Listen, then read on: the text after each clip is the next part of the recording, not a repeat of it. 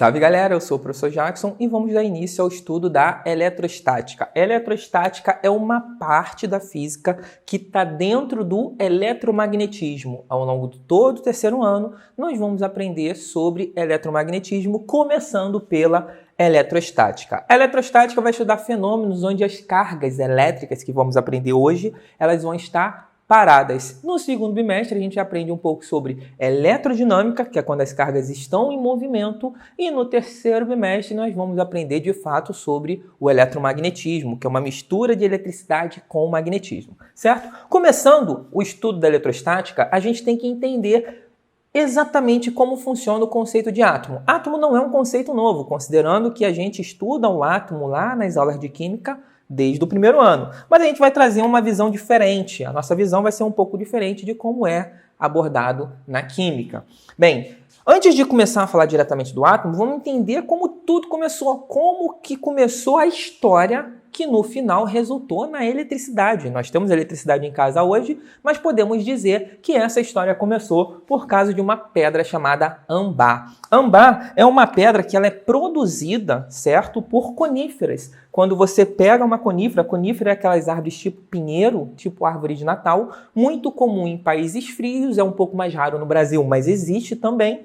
E quando o tronco dessa árvore é machucado, ao longo dos anos essa árvore produz uma substância, uma resina, uma resina meio curativa, que ao longo de muitos anos essa resina endurece, virando uma espécie de pedra, que é o nosso famoso âmbar. Mas o que tem de interessante nessa pedra? Como eu posso dizer que essa pedra deu origem deu início à história da eletricidade? Essa pedra aqui, o âmbar, ela tinha uma característica interessante que já foi reparada lá em 500 anos antes de Cristo.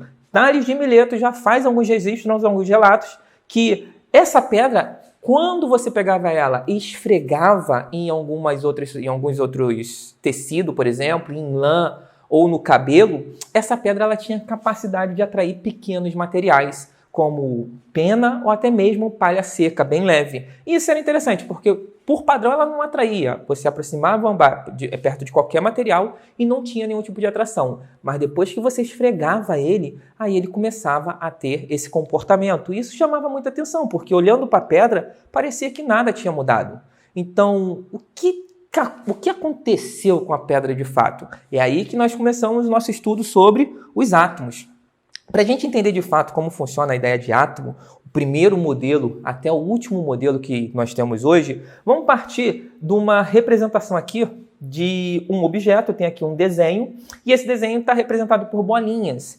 E eu falo assim para você, olha, que desenho é esse? Você vai ter muita dificuldade de dizer que desenho é esse porque eu tenho pouca informação, poucas bolinhas. As bolinhas são grandes demais para dar detalhes do meu desenho. À medida que eu vou avançando, vou mostrando com mais detalhe, aqui você já consegue perceber que se trata, de um cachorro. Mas o que mudou? Eu aumentei o tamanho do desenho? Não, eu não aumentei o tamanho do desenho, ele tem o mesmo tamanho que o primeiro. Porém, nesse caso aqui, eu tenho uma resolução maior, eu tenho mais informações por linha, e eu tenho até mesmo mais linhas. As bolinhas ficaram cada vez menor, dando a ideia de que eu consigo ver mais detalhes. E à medida que eu vou avançando, eu consigo ver ainda mais detalhes até chegar no momento em que eu vejo todo o cachorro. E aí eu faço a seguinte pergunta para você. Lembrando que isso aqui é para a gente discutir o conceito de átomo. As bolinhas que eu estava mostrando representam meu átomo. Todas as coisas do mundo são feitas por essas bolinhas, certo? Mas agora quando eu olho para o cachorro, eu me pergunto, cadê as bolinhas? As bolinhas agora não existem mais e é aí que a gente vai dar um passo à frente. Embora eu não esteja vendo as bolinhas, elas estão aqui. Só que elas ficaram tão pequenininhas, para eu conseguir ter uma boa visão, elas ficaram tão pequenininhas, que uma só bolinha eu não consigo ver. Mas quando elas começam a se juntar e fazer coisas maiores, como um cachorro, eu consigo ver o cachorro. E aí a gente vai começar a discutir os modelos. Por quê? Essa coisa de que o átomo é uma bolinha foi a ideia inicial de como seria o átomo. Mas ele de fato é uma bolinha? Vamos entender um pouco melhor isso aí. Bem, o cara que deu início à ideia do átomo é um cara chamado Dalton há mais de 2 séculos atrás, 1803, e ele vai falar que todas as coisas são feitas por essas bolinhas, que é indestrutível, que é sólida, que é rígida, certo? E uma coisa que chama muita atenção do aluno é, professor, por que bolinha? Por que não pode ser quadradinhos? É muito mais fácil encaixar um quadradinho no outro. Concordo. Mas a ideia da bolinha é que o formato esférico é o formato mais difícil de quebrar. Por quê? Você já se pegou numa situação onde você tem uma ripa de madeira, um pedaço de madeira, e você quer quebrar esse pedaço. Aí você pega e quebra ele no joelho. É relativamente fácil fazer isso. Só que quando o pedaço fica menor, agora eu tenho um pedaço menor. O que eu vou fazer? Fica mais difícil quebrar. À medida que você diminui o tamanho do objeto, é mais difícil quebrar. E aí a gente percebe que é mais fácil eu quebrar aqui assim, ó, ele em 2, porque esse é o maior lado, eu consigo quebrar o maior lado na diagonal. É mais fácil eu quebrar ele aqui do que quebrar ele por aqui, certo? Então eu vou e quebro novamente. Agora eu tenho algo quadrado. E aí o aluno pode pensar, professor, agora deu ruim, né? Porque esse lado aqui é igual a esse lado aqui. Eu não vou conseguir quebrar de novo. Concordo com você que a dificuldade que eu vou ter de quebrar nesse sentido é a mesma que eu vou ter de quebrar neste sentido. Porém, e se eu considerar essa direção aqui, ó? Essa direção, ele tem o mesmo tamanho? Ó, a vertical tem o mesmo tamanho que a horizontal. Mas e a diagonal? Ele tem o mesmo tamanho? E a resposta é não. Isso significa que nessa direção aqui ainda é mais... Não estou dizendo que é fácil. É mais fácil do que quebrar, seja na horizontal, seja na vertical. E a partir daqui eu começo a quebrar. Quebro uma pontinha aqui, quebro uma pontinha aqui. O que eu faço agora? Do outro lado aqui, ó, vou quebrar esta pontinha e vou quebrar esta pontinha. Certo? Bem, agora o negócio está ficando interessante, porque já quebrei umas pontinhas, e agora o que eu vou fazer? Observando bem, agora eu tenho 8 direções, vertical, horizontal, diagonal 1, diagonal 2. Eu tenho 8 direções, né? 4 direções, desculpa, 8 sentidos. Tenho 4 direções, 8 sentidos que têm o mesmo tamanho. E agora, dá para quebrar? Bem, se a gente for chato, a gente vai observar que aqui nessa direção eu ainda consigo quebrar, certo? Eu ainda consigo quebrar essa pontinha aqui, por exemplo. Então eu começo a quebrar essa pontinha, eu começo a quebrar essa pontinha. Aí eu vou mudar para essa direção aqui e tiro essa pontinha e tiro, ó, tá vendo que tá um pouco a mais? Tira essa pontinha aqui também. Aí eu vamos avançar. Tira essa ponta, avançar mais um pouquinho para terminar essa ponta e essa ponta. E agora, o que eu faço? Poxa, eu poderia ser chato, mas eu acho que já deu, né? E falar que na direção de 2 pontinhas aqui ainda é o maior lado e daria para tirar uma pontinha a mais. Porém, o que a gente percebe? Que a circunferência, ou melhor, o formato esférico é aquele que tem todas as direções com o mesmo tamanho. Então, não teria um lado mais fácil que quebrar que o outro. Então, o objeto mais difícil de quebrar, quando ficando pequenininho, seria algo que tivesse um formato aproximadamente esférico, justamente para dar aquela ideia de que, ele é fácil de quebrar, mas tem um lado que dá para quebrar mais fácil? Não. Se ele é esférico, qualquer ângulo que você olhar, ele é difícil de quebrar, certo? Seguindo essa ideia, o átomo de Dalton vai partir que a esfera, essa bolinha, ela é maciça, ela é completamente preenchida por dentro, ela é rígida e indestrutível. Porém, quase 100 anos depois, surge Thomson. Thomson, ele vai pegar uns conceitos que tinham acabado de aparecer na parte de radioatividade. É uma outra área da física que estava se desenvolvendo ali no final do século XIX. E aí ele pega conceitos ali, uma experiência chamada tubos de raios catódicos, nomes esquisitos. Enfim, ele faz algumas experiências e ele fala, olha, tem algo errado. Por quê? Eu consigo tirar do átomo uma outra partícula. Isso significa que o átomo não é indivisível, e sim que ele é feito pelo menos por 2 coisas. E aí o Thomson ele vai dar a ideia de que existe bolinhas que ele consegue tirar do átomo, essas bolinhas seriam os elétrons, seria ali o descobrimento do elétron, e algo que permanece, que seria o próton. Só que na visão de Thomson, esse próton seria tipo uma gelatina onde os elétrons estariam agarrados nessa gelatina, certo? Esse modelo também ficou conhecido como modelo do pudim de passas, por conta dessa ideia de que o próton teria uma forma física meio que parecida com uma gelatina.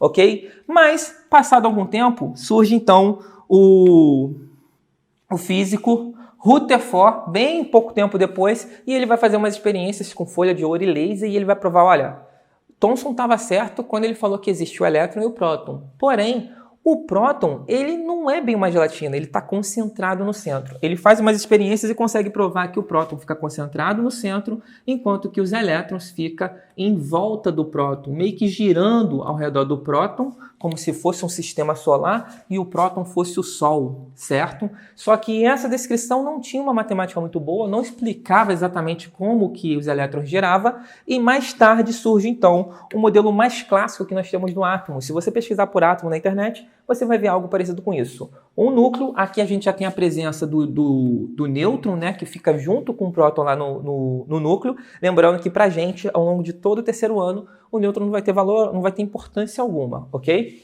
A gente tem um núcleo e temos os elétrons em volta. E o modelo de Bohr ficou muito famoso porque Bohr, ele também foi um dos caras que participou do desenvolvimento da física quântica ali, quando a física quântica nasceu, e ele usou conceitos da física quântica para explicar o movimento do elétron, e isso foi uma explicação muito bem feita, certo? Isso surge ali em 1913. Com esse modelo, a gente vai explicar tudo que a gente precisa aprender no terceiro ano. Se um dia você for para uma faculdade de física, aí você vai ver que existe mais um modelo, que é o modelo do Herwig-Schrödinger, onde ele vai falar que o elétron está ali em volta do núcleo, mas ele não está bem com uma posição definida, que aí são coisas relacionadas à física quântica. Mas o que importa para a gente vai ser este cara aqui, o modelo de Bohr, um modelo clássico. O que a gente observa nesse modelo?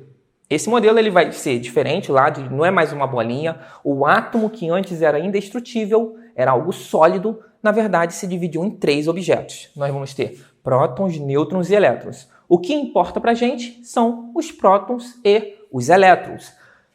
Quando a gente pega um próton e um elétron, a gente começa a observar que eles se comportam de uma maneira um pouco peculiar. Ao colocar um próton do lado de um próton, acontece algo. Ao colocar um próton do lado do elétron, acontece outra coisa. E para a gente conseguir medir a intensidade desses acontecimentos, nós físicos fizemos o quê? Demos um número. A gente pegou e deu um número para o próton.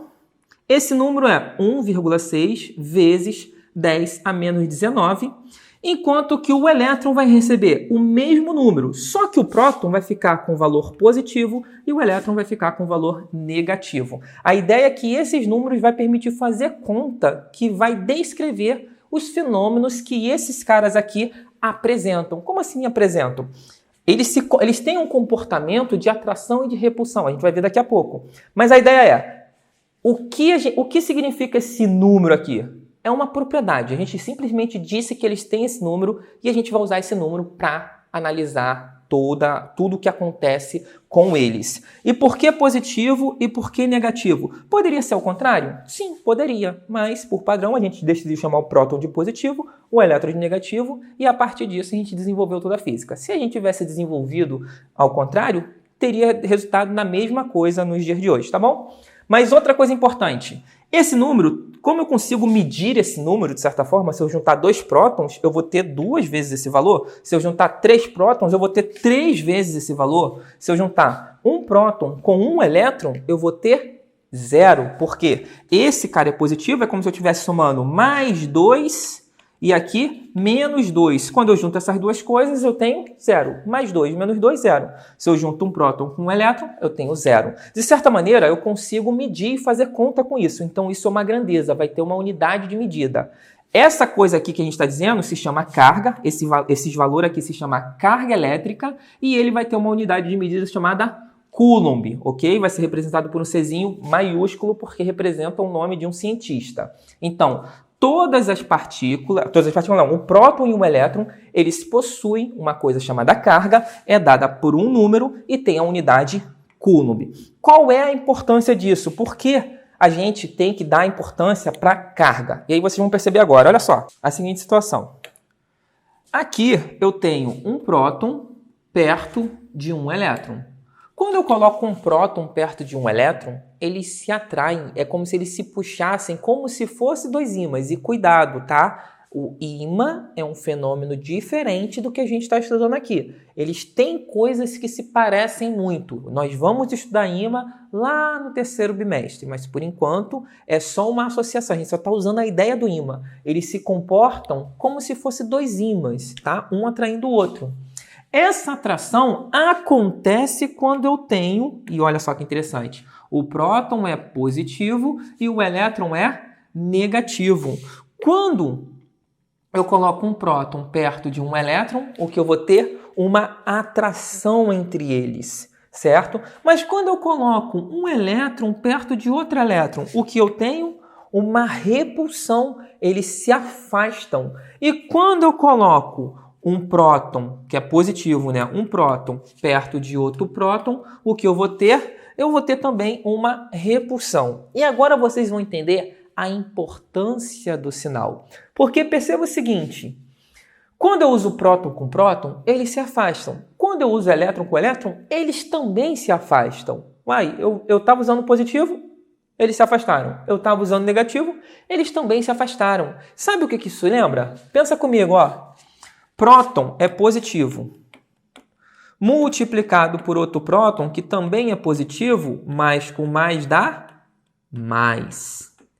E olha só que engraçado, no caso dos elétrons, o elétron é negativo vezes com outro elétron que também é negativo. Isso vai dar mais. Ou seja, quando eu tenho uma relação entre duas cargas que dá positivo no final, eu vou ter uma repulsão. Ó, positivo com positivo dá mais. O próton repele outro próton. Negativo com negativo dá mais também. Então o elétron repele outro elétron. Porém, aqui em cima o que a gente tem? A gente tem o positivo multiplicado aqui por um negativo vai dar menos. Opa, se a relação entre eles é menos, eles vão ter uma atração. E aí a gente entende a importância do sinal. O sinal é importante que ele vai participar da nossa conta e vai dar informação para dizer, ó, é atração, é repulsão. Muitas das vezes você vai fazer a conta sem saber o que vai ser no final. Aí no final, opa, deu um positivo aqui, então é uma atração, então é uma repulsão. Você vai analisar isso através do sinal do resultado. Beleza? Então, com isso a gente já começa a entender a importância do sinal, a importância dos números e tudo mais.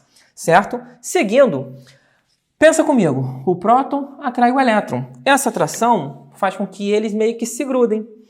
Quando eles se grudam, aí a gente volta para a ideia do átomo. Lembra que o átomo era uma bolinha indivisível e tudo mais? Do nada não, a gente viu a história e o átomo no final virou uma união entre prótons, nêutrons e elétrons. E aí você pode se questionar, mas por que eles estão juntos? Por conta disso. O próton atrai o elétron. E aí, quando ele é atraído, ele fixa aqui, o elétron fica rodando em torno do próton, né? E isso vai dar origem ao que nós chamamos de átomo. A estrutura, eles se juntam, ficam junto ali, e isso vai dar origem ao que nós chamamos de átomo. Mas o que eu quero chamar a sua atenção é isso aqui, ó. O próton é positivo, tem uma carga. O elétron é negativo e tem uma carga. O átomo é a junção dos dois. Se eu pego o próton mais o elétron, o que eu vou ter vai ser a formação do que a gente chama de átomo. Só que o átomo, qual seria a carga do átomo? Bem, se eu coloco R$2 e tiro R$2, quanto que fica no final? 0. Se eu coloco uma carga positiva de 1,6 vezes 10 a menos 19 e eu coloco uma carga negativa com a mesma intensidade, o que eu vou ter no final? Eu vou ter 0. Então, qual é a carga do átomo? Agora não estou perguntando do próton ou do elétron, estou falando do conjunto. Qual é a carga do átomo? É 0. E uma coisa que a gente tem que saber sobre os átomos é que, vamos usar sempre esse modelo aqui, né, como referência, um átomo é composto por prótons, nêutrons e elétrons. Porém, a quantidade desses carinhas tem uma relação interessante. A quantidade que eu tiver de próton, eu tenho um átomo que tem 5 prótons. Então, quantos elétrons ele tem? Ele também tem 5 elétrons. Um átomo que tem 10 prótons, tem quantos elétrons? 10 elétrons. Isso significa que todo átomo tem carga? A gente pode falar que todo átomo tem carga? 0. Todo átomo não tem carga, é neutro. E isso é importante porque a gente aprendeu que o positivo atrai o negativo, que o positivo empurra outro positivo, negativo empurra outro negativo. Então, Essa ação de empurrar e puxar acontece porque ou está positivo ou está negativo. E o que acontece se os objetos estiverem neutro? Eu sou feito de átomo. Essa parede aqui atrás de mim é feita de átomo. Por que ele não está me empurrando ou me puxando? Porque nós estamos neutros. Se nós estamos neutros, não tem mais essa ação de empurrar ou puxar. Só que aí eu já te adianto que na próxima aula eu vou mostrar para vocês que tem como eu tirar essa neutralidade. E aí uma coisa que não empurra e nem puxa começa a empurrar e puxar, que é o exemplo do ambar. O ambar, ele é neutro, mas depois que a gente esfrega ele, ele deixa de ser neutro por alguns minutos. E aí ele passa a puxar outros objetos. Vocês entenderam? Bem, com isso em mente, vamos seguir aqui. Carga elétrica, a gente já entendeu que tem um número. Outra coisa que a gente precisa saber sobre o átomo é a questão de relação de tamanho entre eles. Isso é muito importante, porque isso às vezes buga a cabeça do aluno e cai sempre no Enem. Que é o seguinte, o próton ele tem a mesma carga que o elétron, mas ele não tem o mesmo tamanho. O próton é 1.800 vezes maior que o elétron. Imagina que você tem um objeto que tem 2 prótons e 2 elétrons. Aí você tira um elétron desse objeto. Tu vai ver diferença no tamanho dele? Não, o próton é 1.800 vezes maior que o elétron. Isso é para a gente entender por que o que a gente tem de fenômeno se chama eletricidade. É uma referência ao elétron, porque quem se mexe na brincadeira, quando a gente for falar de objetos, a gente vai mexer nos elétrons, a gente não vai mexer nos prótons. Ah, como assim, professor? Não estou entendendo. Vamos pegar aqui o exemplo do ambar. Eu tenho um ambar. O ambar é feito por átomos, certo? Tudo é feito por átomos. Então eu vou dizer que no meu ambar eu tenho prótons, que está indicado aqui ó, com vermelho, tá? E tenho elétrons, que são essas bolinhas azuis aqui. Acabei de falar que os prótons são 1.800 vezes maior que o elétron. Por isso que eu coloquei as bolinhas um pouquinho maior. Então, o que acontece? Quando eu esfrego o ambar, eu mexo na quantidade de elétrons, não é na quantidade de prótons. E quando eu mexo na quantidade de elétrons, ó, sumiu uns elétrons aqui. Vamos supor que eu tirei os elétrons, certo? Na verdade, no caso do ambar, é mais comum colocar. Mas para ilustrar aqui, vamos supor que eu tirei os elétrons do ambar. Aí eu olho para o meu ambar, eu vou ver diferença nele? Quando eu esfrego aqui, ó, esse plástico dessa caneta, o que eu estou fazendo? De certa maneira, eu estou tirando elétron desse plástico. Mas eu olho para ele, eu vou ver diferença? Os meus olhos vão conseguir identificar a diferença? Não, os elétrons são muito pequenininhos, muito, muito, muito pequenininhos. Na prática, se eu tirar os elétrons e olho para esse objeto, ele parece ser exatamente idêntico. Os prótons não se mexem. Os prótons é o que compõe a parte física, a massa do objeto de fato. Então, quando eu tenho, por exemplo, uma estrutura como essa aqui, ó, com prótons e elétrons, e eu quero tirar próton é a mesma coisa que quebrar o objeto. Eu consigo esfregar aqui, arrancar os elétrons e o objeto está inteiro, não muda nada. Mas se eu quiser tirar prótons, é a mesma coisa que arrancar um pedaço. A massa, aquilo que a gente vê de fato, a grande parte do que a gente sente aqui, é devido aos prótons, porque os elétrons são muito pequenininhos. E com isso em mente, a gente vai ter a origem ali da eletricidade. Na nossa próxima aula, nós vamos falar sobre eletrização. O que é eletrização? São as maneiras que eu tenho de tirar elétron desse material ou colocar elétron nele. Porque se eu tirar elétron dele, ele fica positivo. E se eu colocar elétron nele, ele fica negativo. E se ele ficar positivo ou negativo, ele começa a atrair ou repelir outros objetos. Tá bom? A gente se vê na nossa próxima aula.